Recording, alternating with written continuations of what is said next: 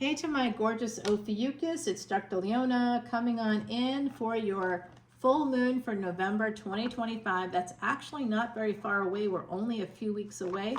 And this is going to be dropping this weekend.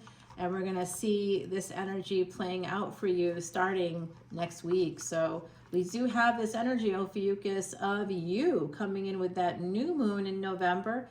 This full moon is going to be in Aries, sidereal Aries, Vedic Aries, guys. Starts in Aries, ends in Taurus. Very interesting energy. Wow, it's going to be powerful. Very, very powerful because Taurus is on the same destiny track as Scorpio, right? And Aries is ruled by Mars. Mars rules Scorpio as well. So first, 8th house, second and 8th house. The 7th house as well is activated.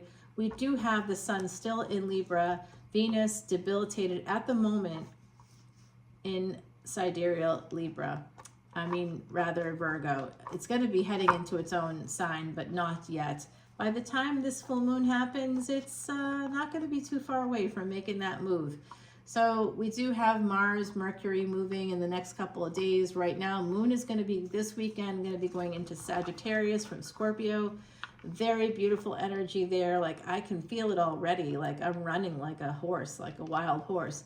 And I keep talking about horses too. I don't know why.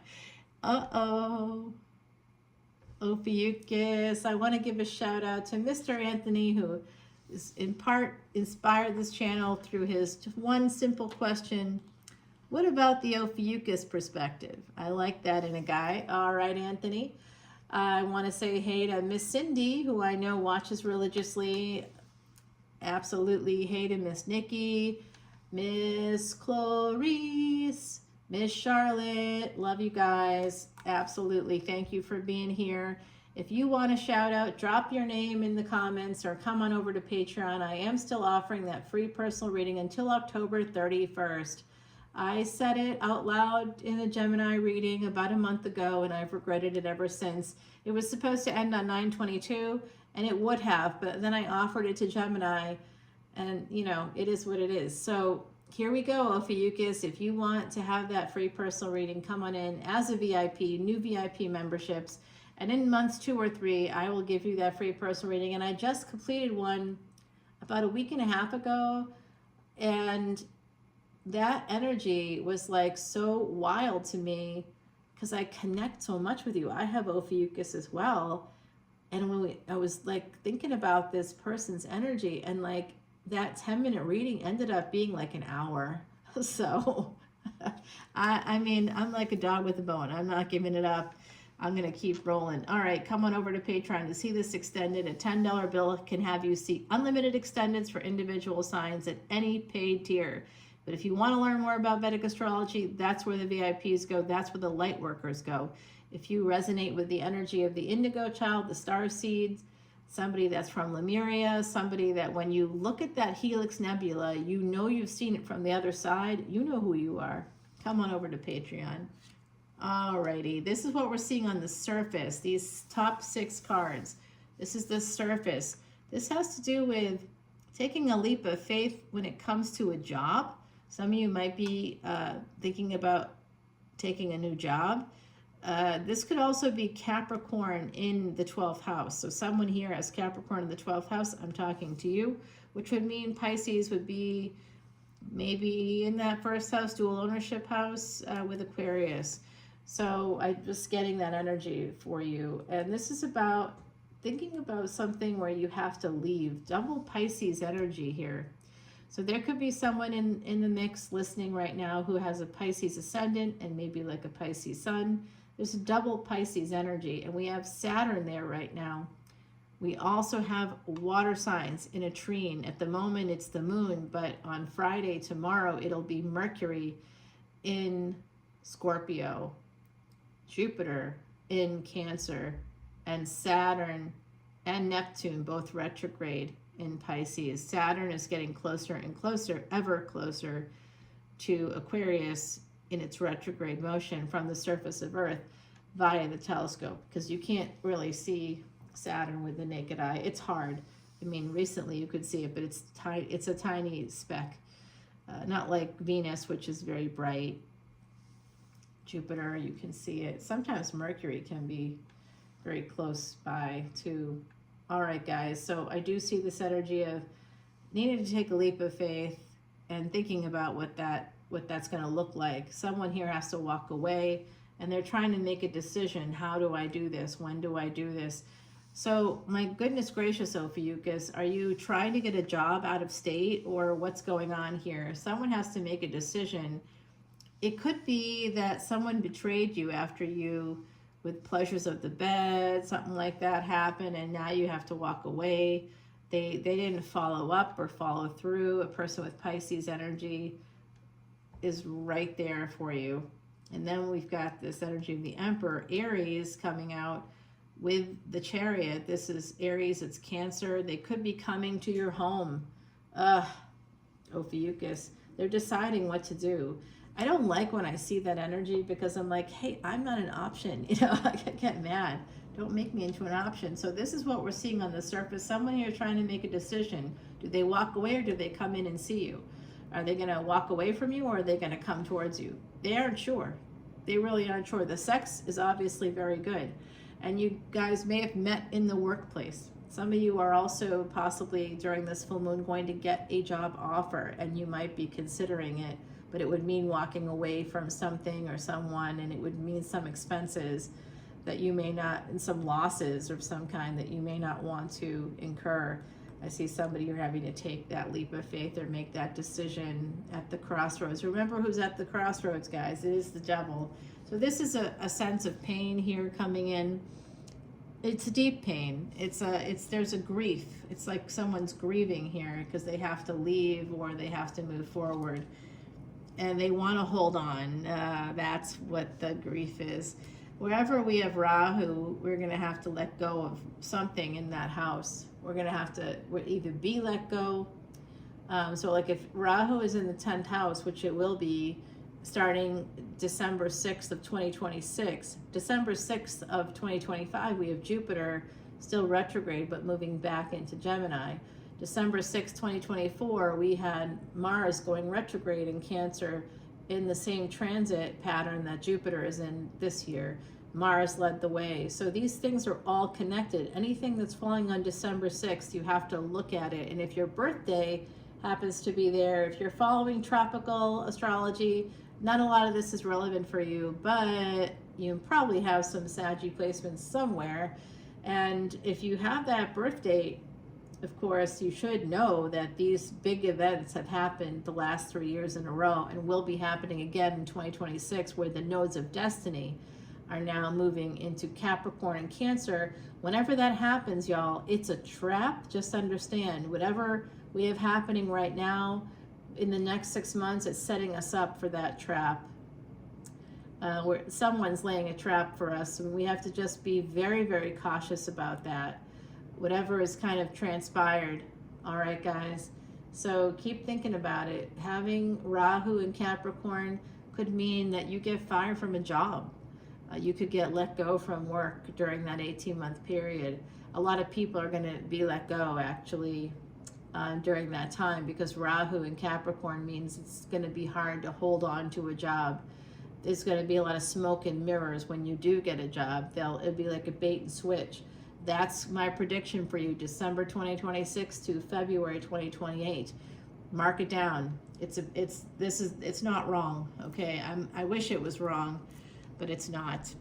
So some of you, if you have Rahu in the 10th house, some of you could become politicians.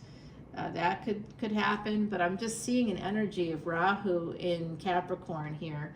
And if it's conjunct with any other planet, there's some deep karma connected to that specific planet. If it's something like Venus rules Libra, but it also rules Taurus. So it's going to be smoke and mirrors when it comes to your family, when it comes to your marriage, especially the first marriage. Also, the second child could be quite a politician there for you. And you know, you really have to be super suspicious of contracts, because everything could just be Maya or cosmic illusion when it comes to those areas of life. Yes, yes. And if that's in Capricorn, what a good question. If you're in a Venus Mahadasha, Rahu Antidarsha, Wow, Ophiuchus, wow. And you have that conjunction, pay attention to that house. And if Rahu is coming into Cappy and you have it in Cappy, you need to pay big attention to the years that that's happening. Okay, massive, major, it's major. Something major is going to happen for you between the end of 2026 and early 2028. It's a 2-year period where you're going to be like not quite 2 years, but a year and a half, about a year and a half there, guys. Yeah. Wow, wow. On that very same day that Rahu and Ketu complete that destiny track and move into another, they'll be moving into Gemini and Sag on February 24th, 2028. That very same day, we have Saturn moving into Pisces. So if you have that in your chart, if you have all of this in your chart, there's some major thing happening for you. I don't know what it is, but it will be major, and it will really depend on where you have Saturn. So if you happen to have Saturn in Aries, oh my, get ready. Big punch in the gut. It'll take 3 years for that all to work itself out. Whatever is going to happen, yikes. Yeah, coming over to Patreon as that VIP, you learn all kinds of things. All kinds of things. All right, let's see here. That's slow energy with Saturn coming out. Like I said, Saturn, once again, in that 12th house. It's coming out a second time. All right, so here it is, that slow energy. It's slowing everything down connected to whatever you have in the 12th house, even if that 12th house isn't Pisces. But if you happen to have Pisces in your first house, it's going to be slowing things down in your physical life. Yeah, some of you definitely had an affair with a person at work. There was a workplace affair here. That's exciting. Tell me more. No, don't tell me more. I don't want to know. But it looks like it's an interesting situation. Slowly, some of you are taking leaps of faith, moving forward, but you want to be careful with the devil here. You could end up looking like a fool if you leap before you look. So make sure you look before you leap. That's part of the fool energy. It's a little dog trying to pull this person back, the fool back from the edge of a cliff, because they're just wandering around like they're on their phone. That's an energy of being on your phone, not paying attention while you're walking and falling down a manhole, okay? That's that energy of the fool. Loss, expenses connected to you just not paying attention. So it's not just like taking a leap of faith. It can mean something a little more serious here, Ophiuchus. All right, guys, we are going to take this over to the extended. I do see that devil I'd like to clarify. And I also see that Emperor coming in, but they've got a lot of pain attached to them. Now, I had something similar come out for Saggy. Some of you have that energy. Rare knowledge, number 6. Number 6 is an energy of the domestic sphere of home and family. It is also multiple 3s, multiple 2s. So we have ascended teachers, ascended builders here. I think someone also could plan a trip to Japan in the next year. That would be very nice. I think that you're going to have some major changes next fall in your life. I'm predicting that for you. Like I said, Rahu, that is a mask. And look at what she's holding. She's holding a mask. This is telling you to come to Patreon. You need to learn about your chart is what this is telling you. The rare knowledge. Come over and where did I get the knowledge? You're right. Where did I get it? I got it from a Siddha guru over the last 18 years. That's where I got it. So, yes, I have a guru. He found me, too, which is how it's supposed to work. You're supposed to the guru has to find you, not the other way around. Okay, so let's take it over to that extended, my gorgeous Saggies, because I do see some things coming up here that I definitely want to share with you. If you have a karmic partner, you need to hear this. Oh gosh. All right, well, let's take it over there. And then behind that death card, which is Scorpio energy, we do have the energy of the Queen of Swords. Someone's watching that Queen of Swords. That there's a person here who's a real fighter, sending messages, coming in, Knight of Swords. Regret. They're going to say they have regret. Is it real, or are they just trying to trick you? We're going to find out. I have a sense that with Rahu, something's not right. The Wheel of Fortune, 3 of Wands. and 9 of Pentacles with the 9 of Wands. There's a karmic completion coming up, and it does ultimately lead to love. Let's take it to the extended. We'll find out more about that. And this, I don't like this connection to your energy of the death cards. We definitely want to clarify that. And a person watching you from the shadows, they don't have good intentions. So be careful. Someone here could get mugged. All right, guys, I'll see you over on Patreon. Bye now.